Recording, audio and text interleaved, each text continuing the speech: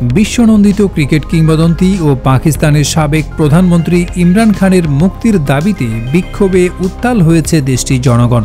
বিশেষ করে মার্কিন নির্বাচনে রিপাবলিকান প্রার্থী ডোনাল্ড ট্রাম্প প্রেসিডেন্ট নির্বাচিত হওয়ার পর থেকে উত্তপ্ত হয়ে উঠেছে পাকিস্তানের রাজনৈতিক অঙ্গন। এ নিয়ে বাকবিতণ্ডায় জড়িয়েছেন সে দেশের মন্ত্রী ও বিরোধী নেতারা।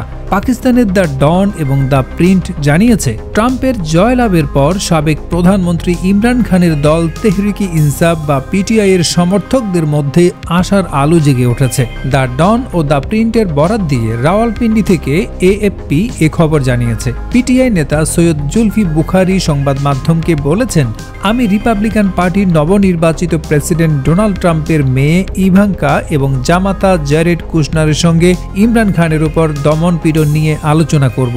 তিনি বলেন, ইমরানের প্রতি ট্রাম্পের সফট কর্নার রয়েছে। ট্রাম্প ইমরানের কারাবাস নিয়েও গভীর উদ্বেগ প্রকাশ করেছিলেন। তবে পিটিআইয়ের এমন দাবি প্রত্যাখ্যান করেছে ক্ষমতাসীন মুসলিম লীগ নওয়াজ পিএমএল।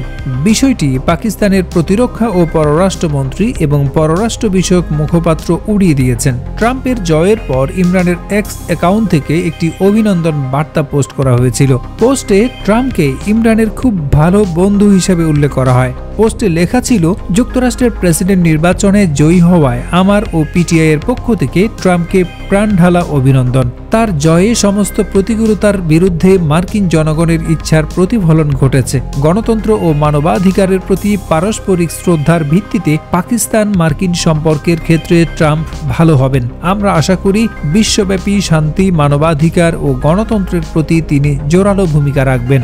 দর্শক, আপনাদের কি মনে হয়, ট্রাম্প যুক্তরাষ্ট্রের প্রেসিডেন্ট নির্বাচিত হওয়ার পর কি সত্যিকার অর্থেই খুলছে ইমরান খানের কপাল? আবারও কি তিনি ফিরে পাবেন তার সেই হারানো ক্ষমতা?